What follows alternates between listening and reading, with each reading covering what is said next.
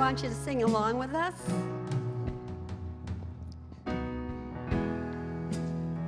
You are the air I breathe. You are the air I breathe. Your holy presence living in me. And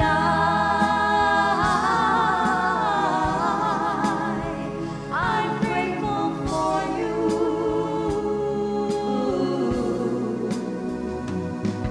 And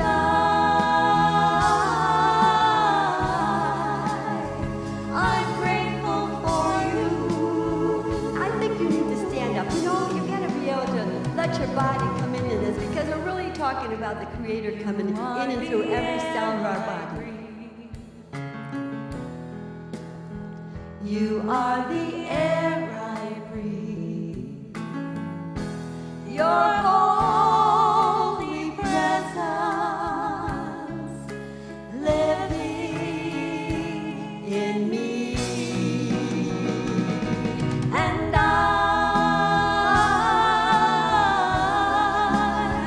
I'm grateful for you.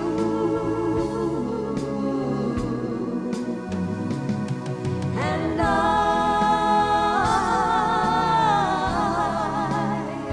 I'm grateful for you. I'm grateful for you. And we're grateful for everybody here, because God is in every one of you. And we are all connected.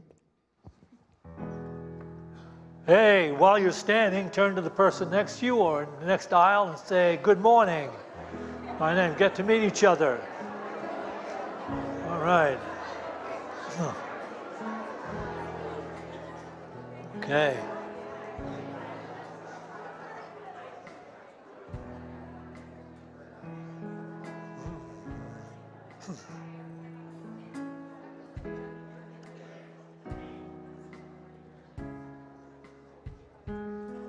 And while you're seated, you can turn off your cell phones, because, and just don't turn them to vibrate, because we have very sensitive sound equipment and your cell phone can interfere with that equipment. So just turn them off, and for this short hour, be present without the cell phone. Okay. You know, I want to welcome our Spanish-speaking friends who are sharing the service with us this morning, and I want to welcome all those people that are on live stream. Live stream people, we appreciate having you tune in and send us your energy and your love. We're sending ours back to you. It's all one beautiful family here on planet Earth. And we're going to be moving closer and closer to the truth of that, because people are becoming more and more in touch with what is truly valuable. We are so blessed to be on the cutting edge of truth right here, because we're not trying to share with you a dogma that's going to make you right with some distant God. We're sharing with you a truth that aligns you with this intelligence that is life itself. And that's why we are so blessed to be on the cutting edge of truth that's going to make us all free. That's phenomenal. Okay, is there anybody here from another Unity? All right, anybody here for the first time? Nobody here for the first time, okay. Oh, don't, see? I saw that, but you thought you were going to get away with it. You have to raise your hand up high, because we give a gift to people who are here for the first time. Give that lady the keys to the new Lexus in the parking lot. All right, anybody else want a new car? No, see, we got people like him. He's collecting every Sunday. I'm tired. How many Lexuses have you got? 3, 4 already. What I'm talking about, the cutting edge of truth, is going to be shared with you so beautifully from that natural place where that introspection, looking for the answers not outside of ourselves so often, but looking within and finding ways to bring those answers into the forefront of our lives and healing the conditions and circumstances we're dealing with. That's what you're going to be receiving today from the amazing talk being given by our minister, Cinticia. You are going to love this talk. Good morning, everyone. Welcome to Unity of Boulder. It's not usually so hard to get out here. Move things around a bit for Easter. But we got a few announcements to start things off with today. Easter is our main announcement. It's coming up in 2 weeks. Our service will be at 9 and 11 a.m. You can get tickets in the lobby or in the bookstore. Please grab a few extra. Bring some friends or family that have never come to see one of our Jack and Norma shows. During Easter, we also are in preparation for Easter. Next Saturday, we're going to have an all-church cleanup where everyone's invited to come in here and help us clean this building out so we make it look as beautiful inside as we know it to be. And we're also doing our palm cross making at the same time in Fellowship Hall, where we make our little palm crosses that we hand out to everyone on Palm Sunday, which is next Sunday. And we also have next Friday is also Good Friday. We have our services here at 7 p.m. And our choirs perform heavily at all these services. So come out and enjoy those with us. And also we are ordering our Easter lilies out here in the lobby, led by Marjorie McCurtain. We're asking for a $15 donation. You buy one and then you dedicate it to a loved one who has passed, and we use them to decorate our sanctuary with them through the Easter season. And then at the end, you can come grab your lily and take it home to enjoy its beauty there. Our other minister, Shad, Jack's son, is starting a class next Sunday titled Self-Awareness. This class is for SEE credit if you're trying to become a licensed Unity teacher. But even if you're not trying to become a licensed Unity teacher, everyone is still invited to take this class. It's $85 now, or $100 at the day of the first class, and it runs for 7 Sundays. For 7 Sundays in a row. All right. This week, we're going to be sending out our Easter letter that we send out to everyone to invite everyone to come to our Easter services. That's going to be Thursday at 10:30 in Fellowship Hall, led by me. It's real easy. We just stuff envelopes. It's fun, and we have a good time. I'd love it if you came out and hung out with me. And also, is Lene Desiree here? If you are, stand up. I saw you. I know you're here. There she is. This is Lene Desiree. She painted our whole Fellowship Hall just for fun, but she didn't stop there. She has been tenacious in not wanting to waste a drop of paint. She's going through all the paint she can to paint every room in this building. Thank you so much, Lene. You're doing a great job at cleaning this place up. And finally, I want to welcome you all here. Whether you're brand new or have been coming for a long time, we here at Unity of Boulder are an all-inclusive community. No matter what cultural or religious background you come from or relationship orientation, everyone is welcome here. Unity of Boulder is a safe and enlightened place, and through inclusivity and a collective spiritual practice, we know that we will transform this world. Thank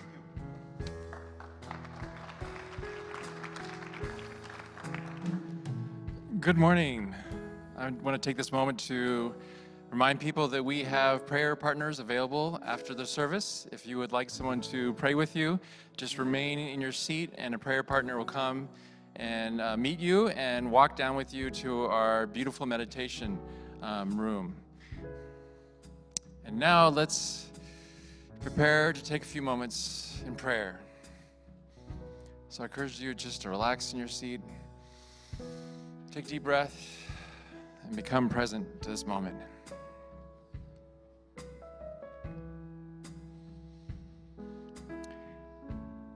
Today, let us connect with the springtime of spirit. Relax now. Breathe. Breathe into the center of your being. Rest. Rest into the silence of that center. Embrace your connection to Spirit.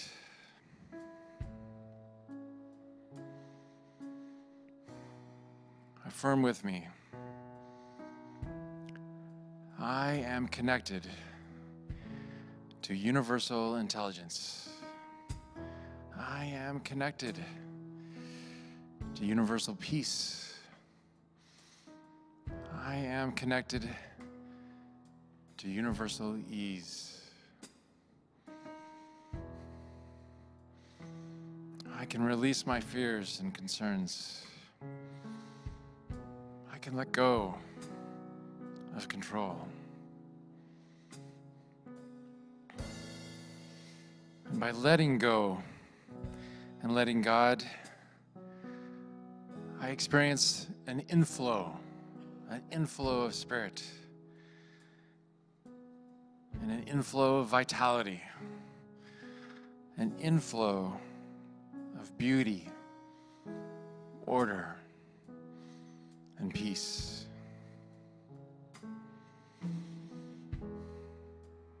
Letting go and letting God, I experience the springtime of spirit.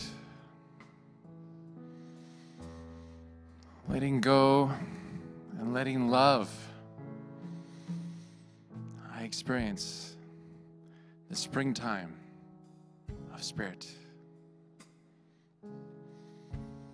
And in this space, in this spirit, let's take a moment for gratitude and bless all our volunteers in this community, all the people that work in our kitchen, all the people that are helping with the children in the Sunday school, all our ushers and greeters.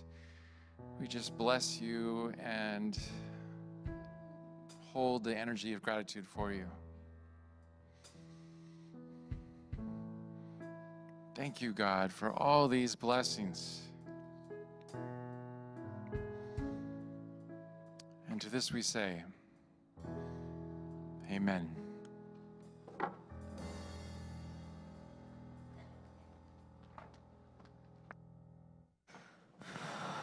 Imagine, so I want you to all come up on the stage.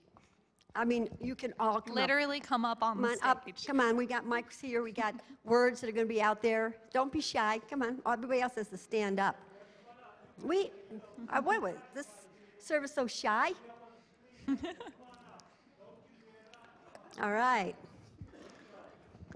When we went to England, we went to Glastonbury, and when we went to the town area, there were people from all over the world singing Imagine. It was, you just started crying. It was so powerful. Well, I want you to come up here and experience, just singing it with all these people. So awesome.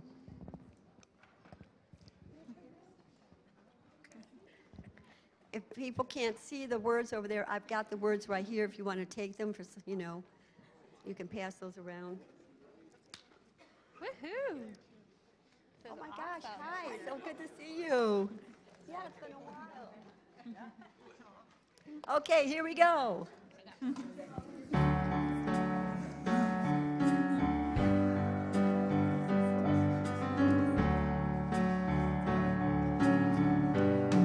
Why don't you stand? Here we go. Imagine there's no heaven. It's easy if you try. No hell below us, above us only sky. Imagine all the people living for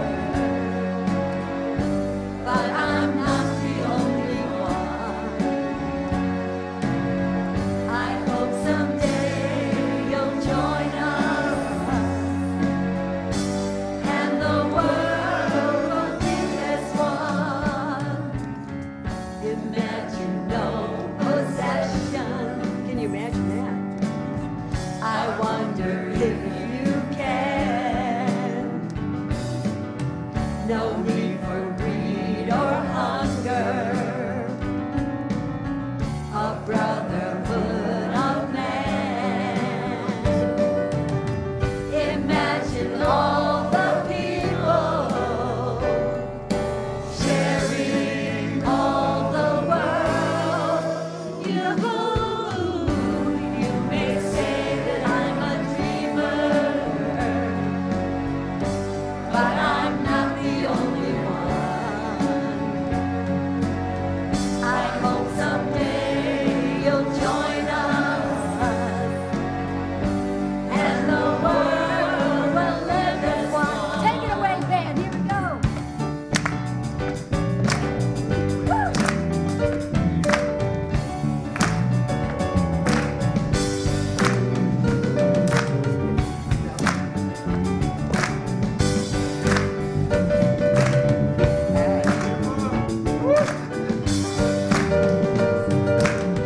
Imagine all the people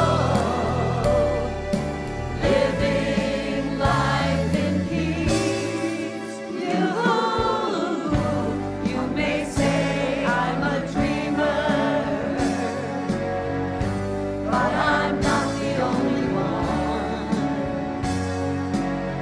I hope someday you'll join us, and the world will be as one. You were awesome.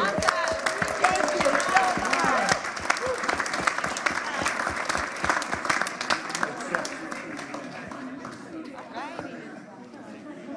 Go for it. Yeah, I can tell you.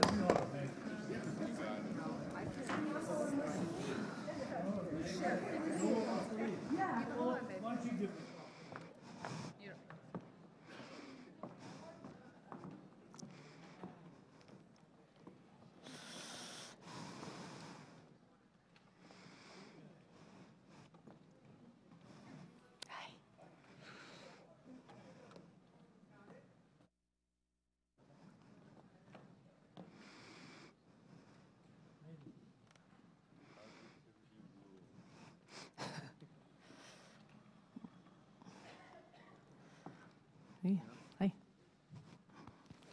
Okay. Beautiful singing. I like starting with the singing. It's so nice to stand backstage, unless it sounds like you guys were a choir, like you've been practicing for this morning, singing Imagine. So today I'm doing a talk called A Search for God.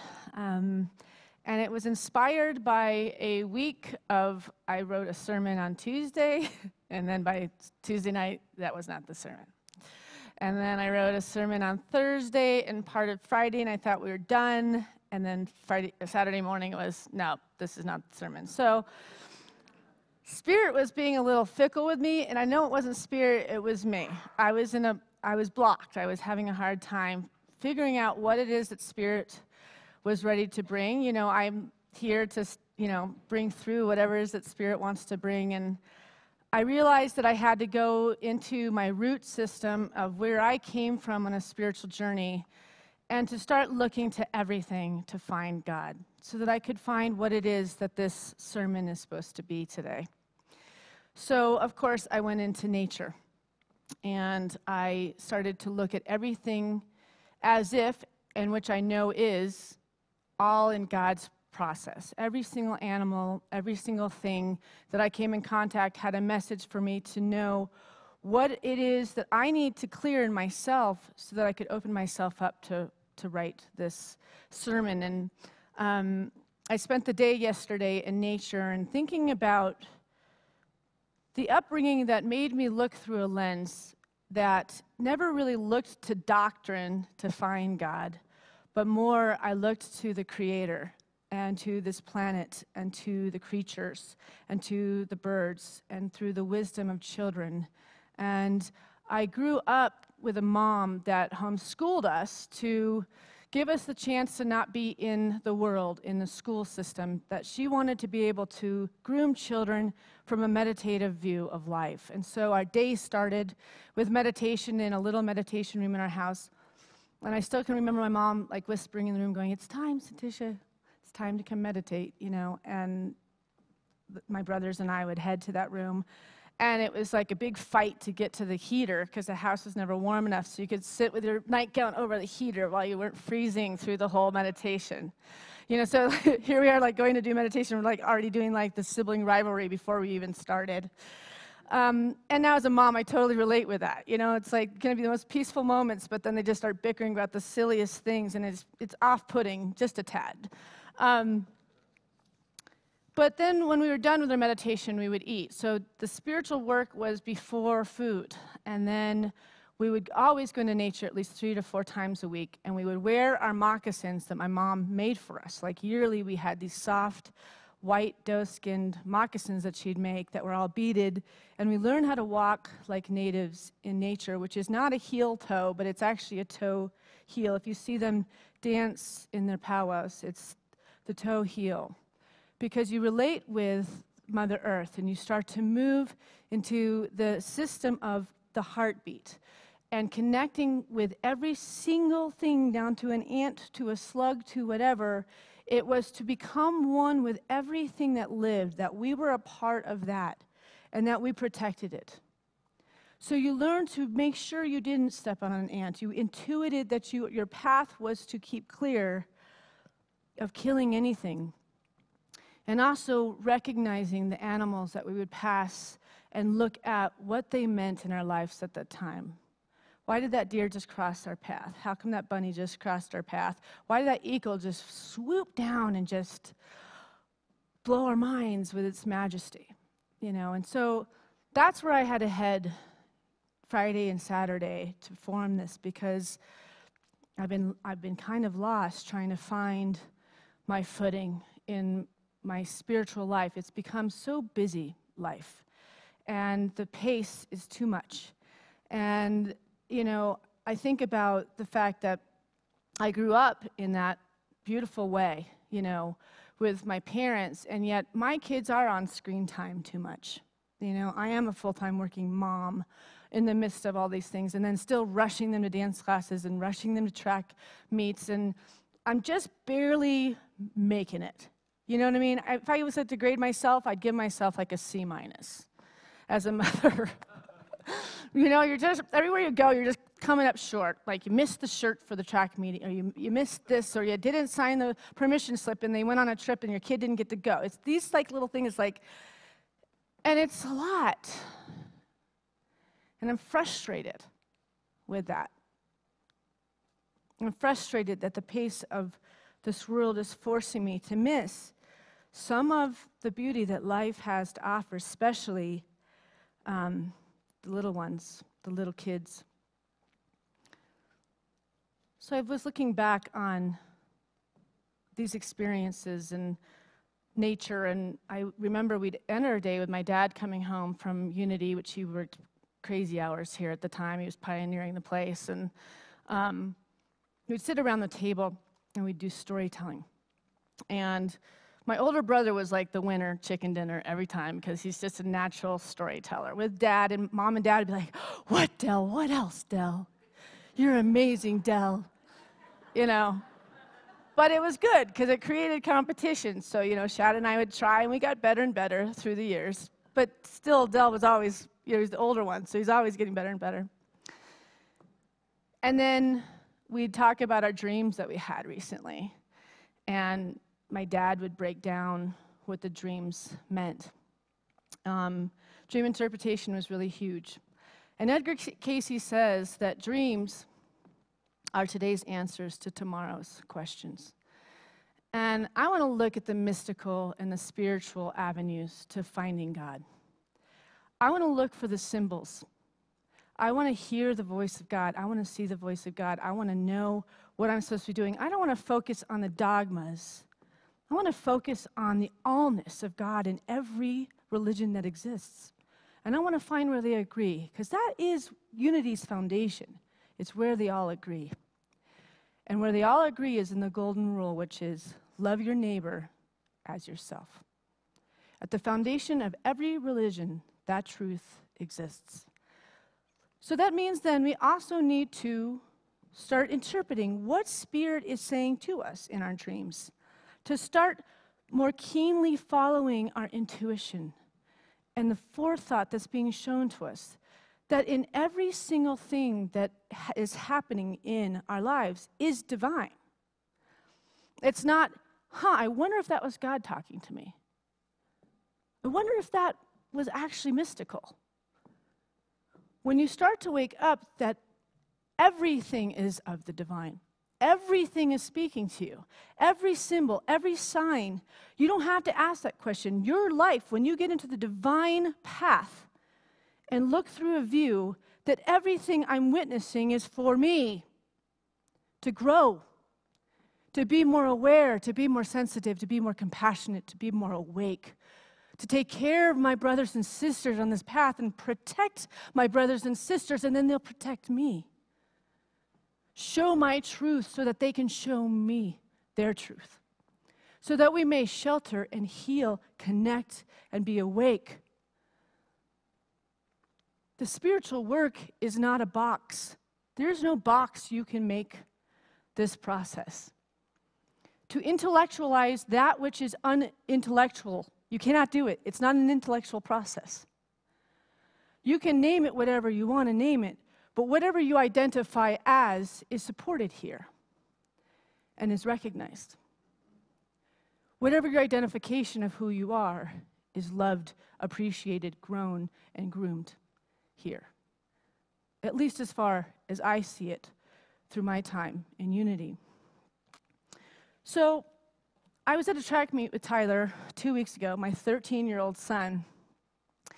And we're rushing out of here, and we're running late, and it's, I don't have coats for Katya, so she's freezing while we're at this track. You know how it is as moms, you're just like, it looked like spring, but all of a sudden it's like 40 degrees outside. And when I get there, Tyler's all hanging out with his cronies and his buddies, and they're all messing around and having a great time. And he comes over to me, and he's like, I just want to let you know that every time I've run this 100-meter dash, I've come in last. So just don't have big ideas about what this is going to be. And I'm like, wow, that was really impressive. I'm doing a really good job on my son right here. Just don't be disappointed that I'm going to totally fail at this.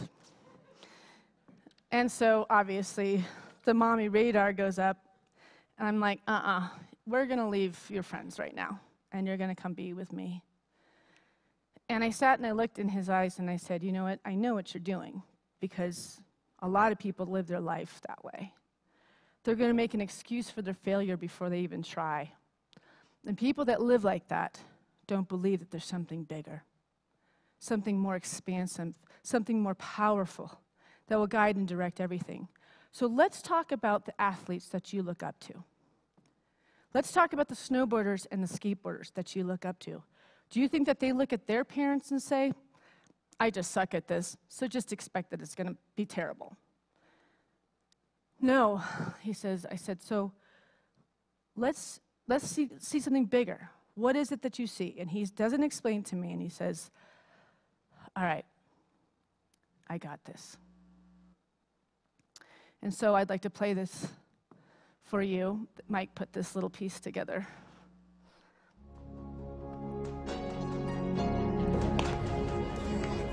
Get it, Ty. Come on, get it.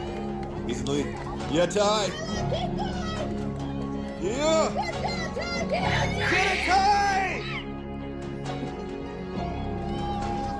Yeah.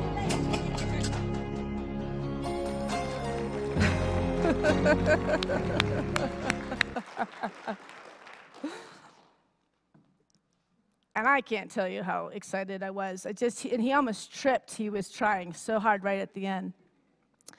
And that's God in action.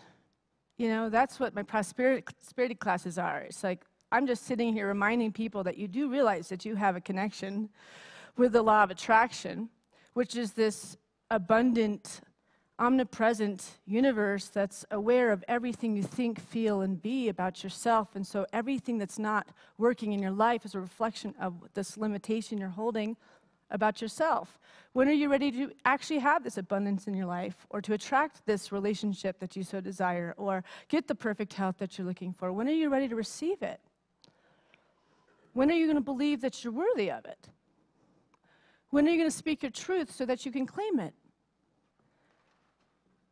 It's all here and here. We can change the absolute direction that our life is going the second that we realize that we are co-creators with something greater, this greater love, this greater power, this greater light. And for Tyler, being 13 years old, he doesn't have the blocks around him that we do as adults.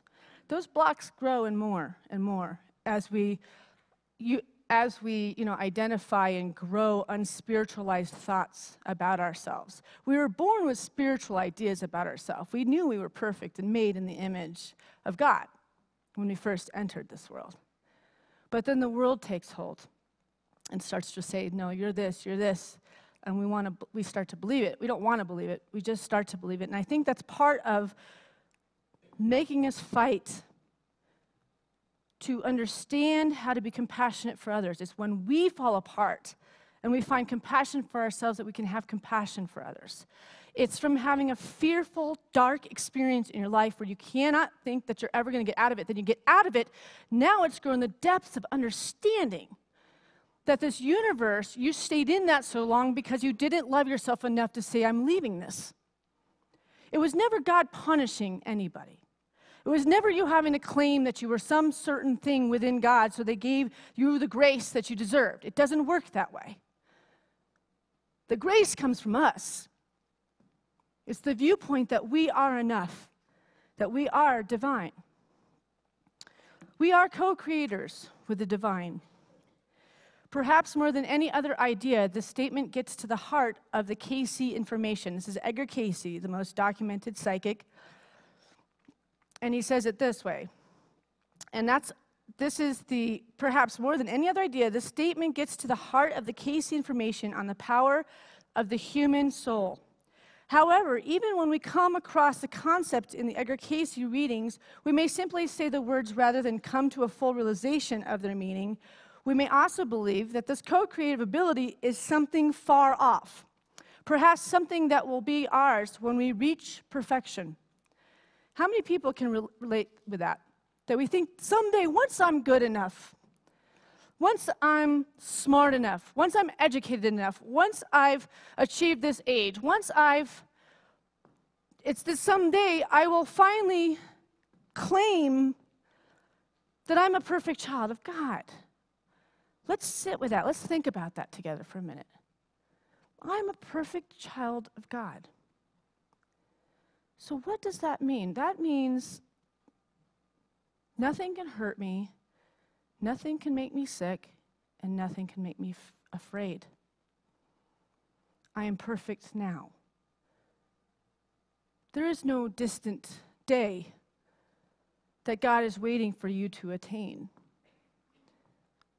God's just in and through your life with the birds flying in front of you, showing that there's this message and there's this message and there's a message here and time stopped here. And it's like, whoa, there's a perfect discovery story around you, but your eyes have been too closed on your limitations. Instead of speaking to the power of God that lives within you. Not just me, you. The power of God lives within me. Let's say that together. The power of God lives within me. And I will claim that. I don't have to believe anything different about myself. When it comes down to this is our truth. So, last week I'm in a phase, and I've said this in other talks, I feel like I'm kind of like at the halfway mark of my life, and I think maybe some people call it like a midlife crisis. It's not a crisis. It's an observation of the first half. And what am I willing to bring into the second half, and what am I ready to leave behind? It's a sort of death of the old self. It's kind of the whole idea that Unity has around the death and the resurrection of Christ. We don't believe in the historical story of him dying and then raising from the dead. It's a metaphysical story about us. It's the death of the old self, the old belief systems, the part of us that no longer serves us and keeps us living small and estranged and unhappy. And the awakening from death is the new, fresh understanding that came from this loss of letting go of the past. It's the birth of the new. And every year we have this opportunity. We have it in so many different ways. We've got New Year's, we've got Chinese New Year's, we've got the death and the resurrection of Christ. It doesn't have to be on these major days. Today could be your resurrection if you want it to be. It's just a choice. So while I'm trying to discover things about my life, I like to look at animals that cross my path. And I was at a lake with Mike sometime this week. I think it was actually last Sunday. And right near the end of our lake, end of our walk, I saw this vibration in the lake. And there's lots of geese and things like that everywhere. But this was by itself. It was just this little rippling, and there's something there, but you couldn't see because it's kind of in the middle of the lake. And I thought at first maybe it was a snake or something, but then this cute face appeared. And then we saw the tail, and it was a beaver, which is like one of the cutest animals like ever. And I went, oh, it's a beaver.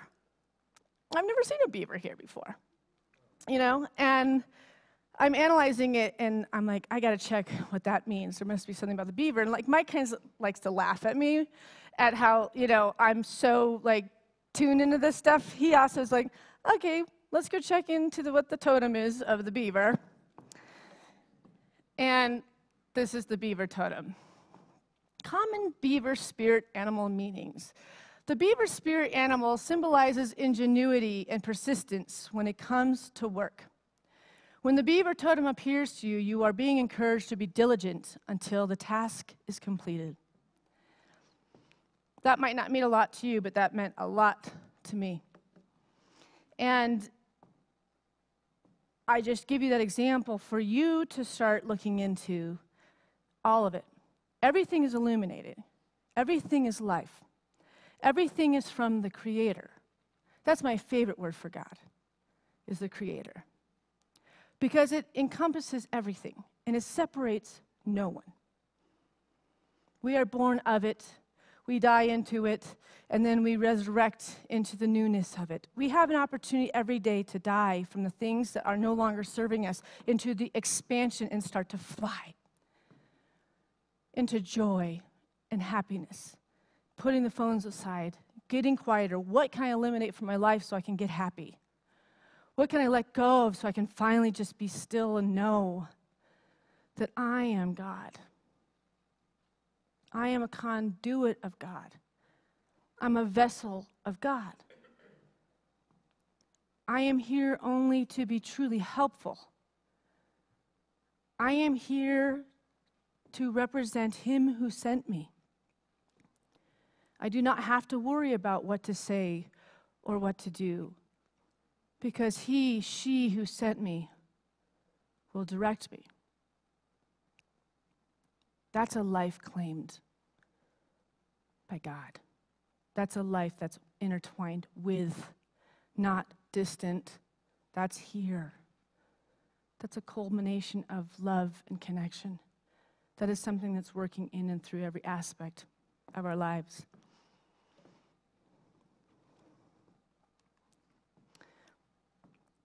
Casey advised us that we could learn how to live by taking lessons from nature.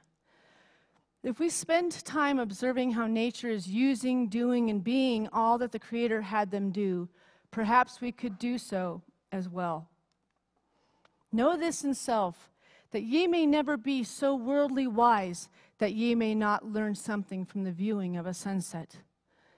Listen to a strain of music, the laughter of children, the song of the bird, the babbling of the brook.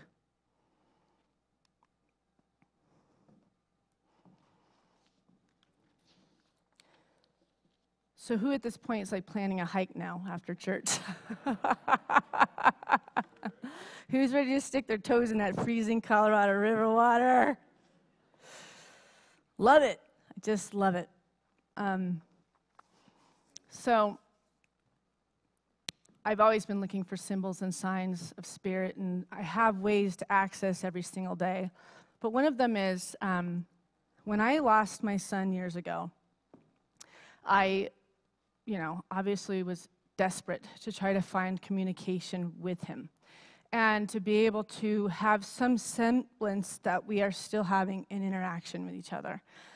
And not too long, probably a few days after I had lost him, I started noticing 11:11 on the clock in the morning, and I noticed 11:11 at night every day. And that became a familiar place for me to feel like I could talk with him, that he was saying, "Hi, Mom, how are you doing?"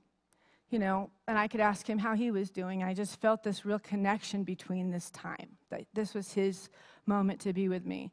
But eventually, I looked up to see what 11, because I believe that numbers do have big power, and I do believe in numerology and all these things. So I wondered, what is it that 11:11 means? And this is a breakdown that they say. Some believe that the actual meaning of 11:11 is a number sign that angelic beings are close by. They come with love and protection, and they want to bring you clarity and guidance. So when you see 11:11, trust that it's an angel message for you to decode.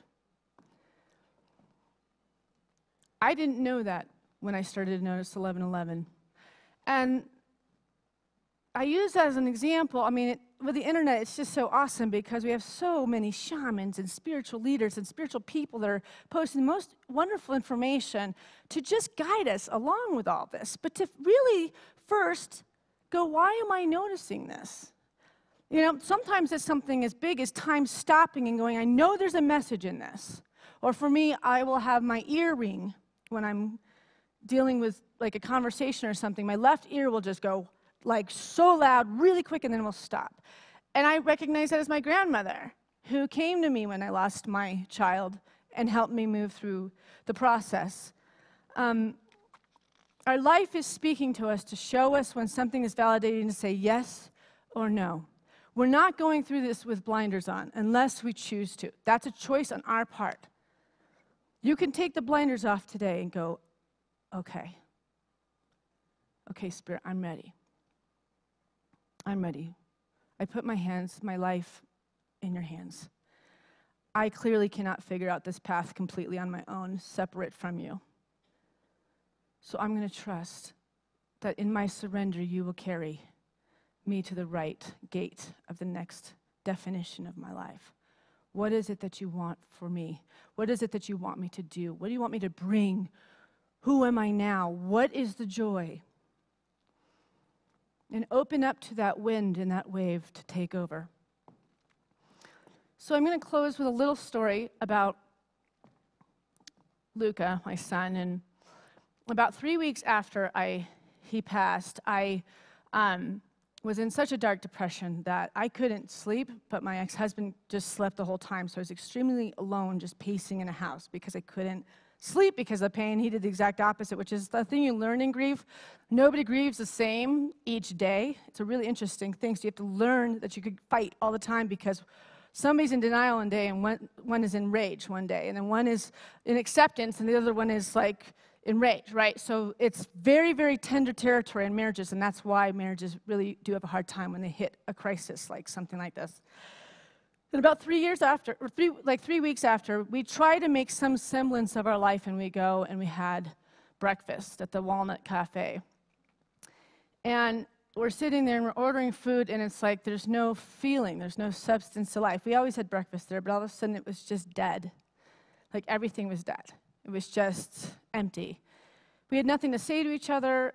You can't support somebody else when you have nothing to give. You're empty.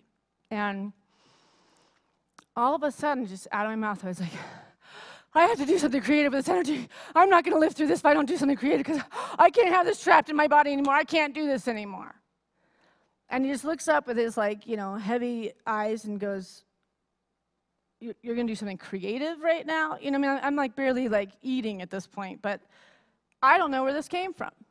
I have no idea why this just came out of my mouth. In Jeremiah 33:3, it says this, "Call to me, and I will answer you, and will tell you great and hidden things that you have not known."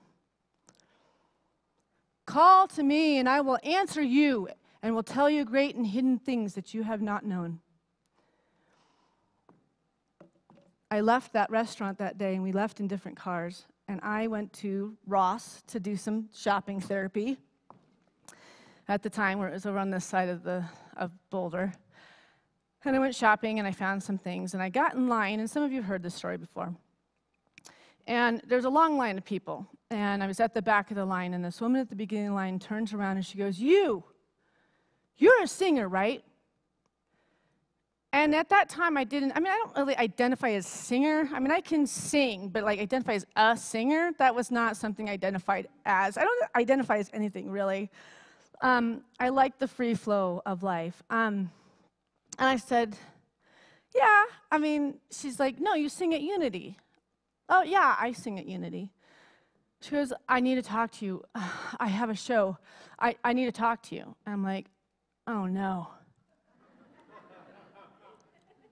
Oh, no. Okay.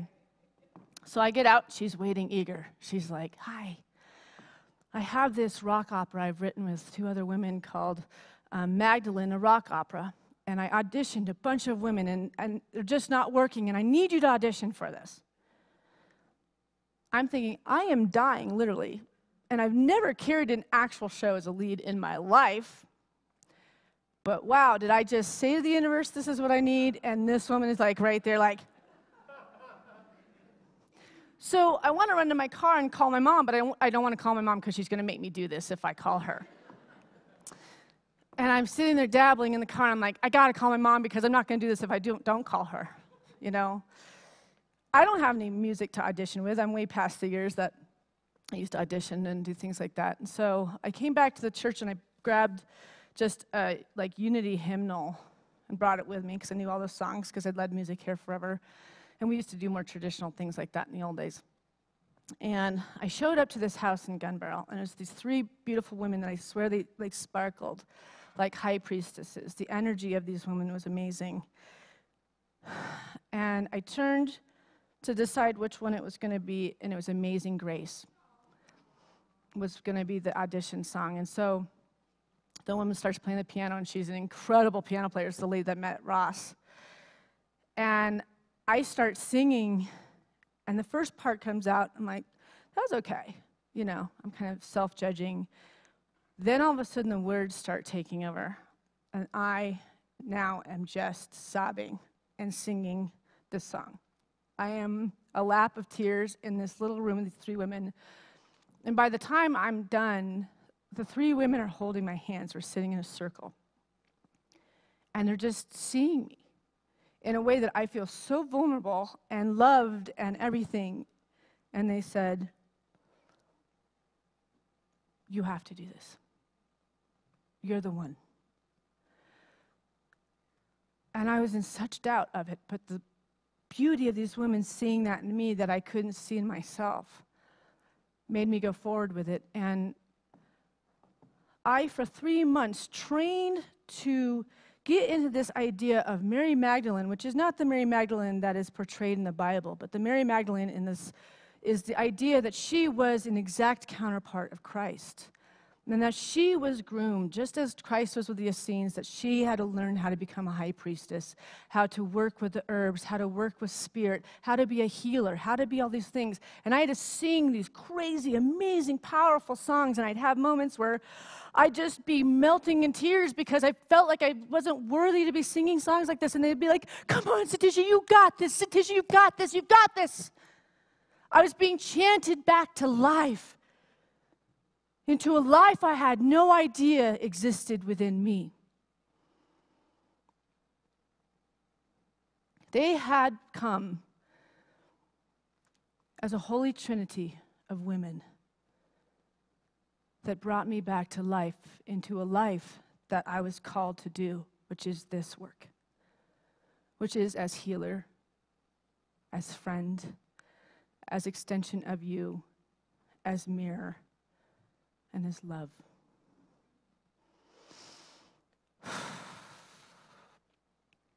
Let's go into meditation for a minute.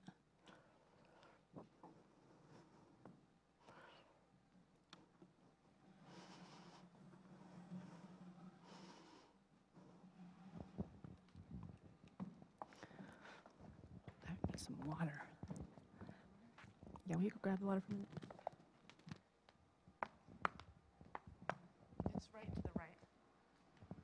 I can also sip water before I sing. It's a lot of talking.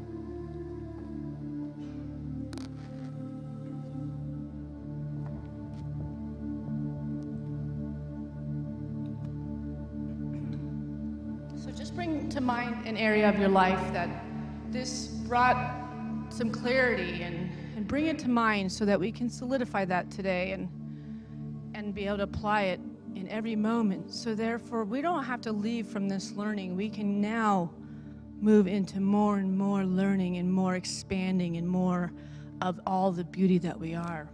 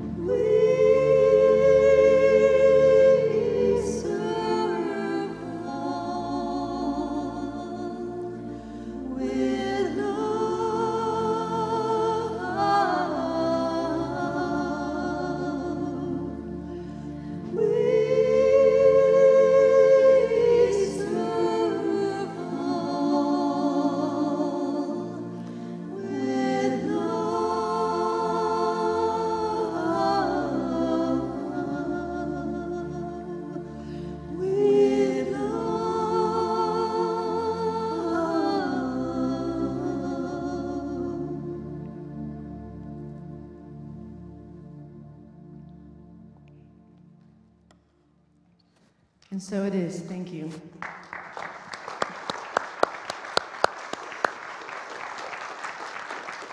We will take an offering for unity now. As we're preparing to do that, I'd just like you to realize that you are in the presence of that divine intelligence that gives you breath and life and opportunity right now, right here. And if you operate on that alignment, in that gratitude, you will find your way into the most beautiful experiences.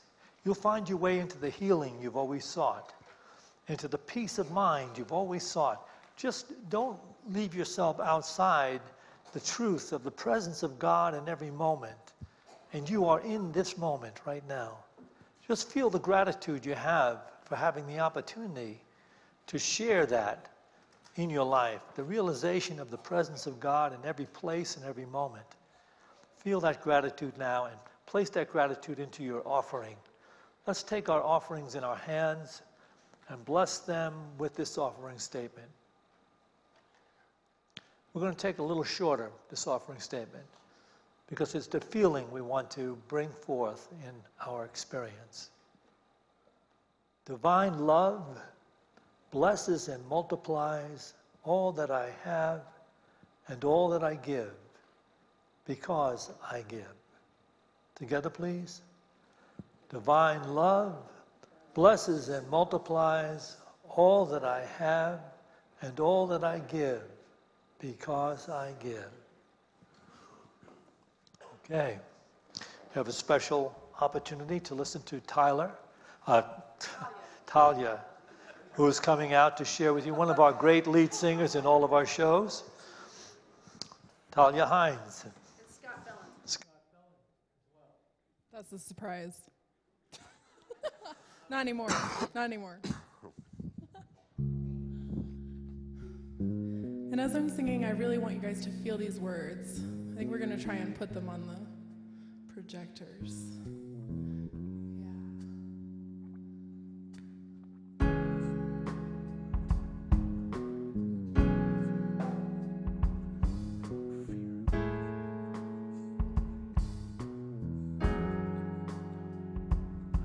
We are proud individuals living for the city, but the flames couldn't go much higher.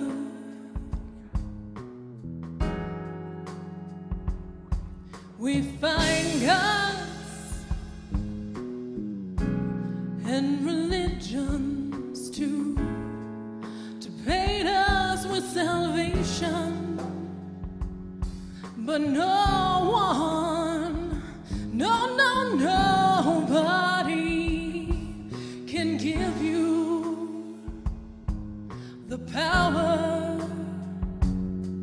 to rise over love and over hate, through this iron sky that's fast becoming our minds, and over fear and into freedom. Yeah.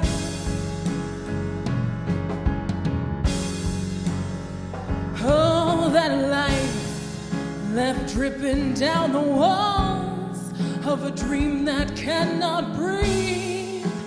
In this harsh reality, there's a mass confusion that's spoon-fed to the blind, and it serves now to define this cold society from which we'll rise over love and over hate, through this iron sky that's fast becoming our minds, and over fear and into freedom. Oh, you just gotta hold on. You just gotta hold on.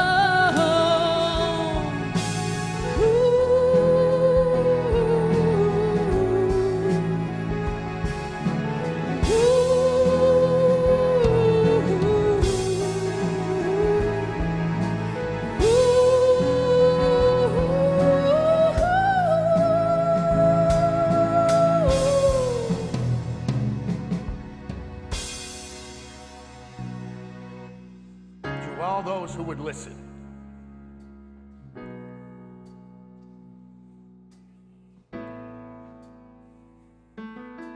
the misery that is now upon us is but the passing of greed, the bitterness of men who fear the way of human progress. The hate of men will pass, and dictators die, and the power they took from the people will return to the people. And so long as men die, liberty will never perish. Don't give yourselves to these unnatural men. Machine men with machine minds and machine hearts. We are not machines. We are not cattle. We are men and women Only we have the power to make this life free and beautiful, to make this life a wonderful adventure. Let us now finally use this power. Let us all unite. I will rise over love and over hate through this iron sky that's fast becoming our minds, and over fear and into freedom.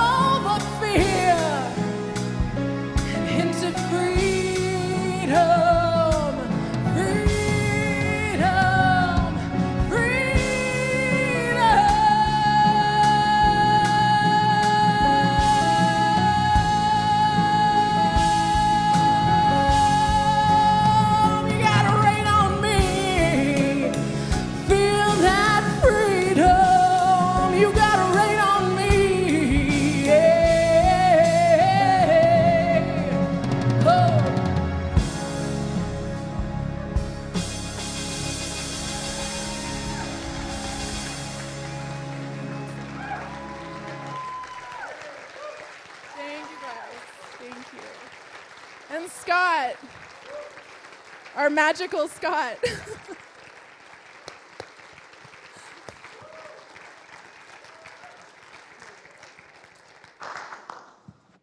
Talia, you're amazing. Thank you so much. You finished that service like amazing. Oh, you were amazing. I missed you. All right, that's the end of this service, but we're going to close with a closing benediction, turn to the aisle, holding hands, sing Let There Be Peace on Earth. We have DVDs and CDs of this talk right after the service in the bookstore, and then we have fellowship and coffee, and all the ministers will be over there to share with you. All right. Shad will be speaking next Sunday. Shad Groveland will be here. Okay. Let there be peace on earth, and let it begin with me. Let there be peace on earth, the peace that was meant to be. With God has created, family harmony. Let me walk with my family in perfect harmony. Let peace begin with me. Let this come on now. With every step I take, let this be my joyous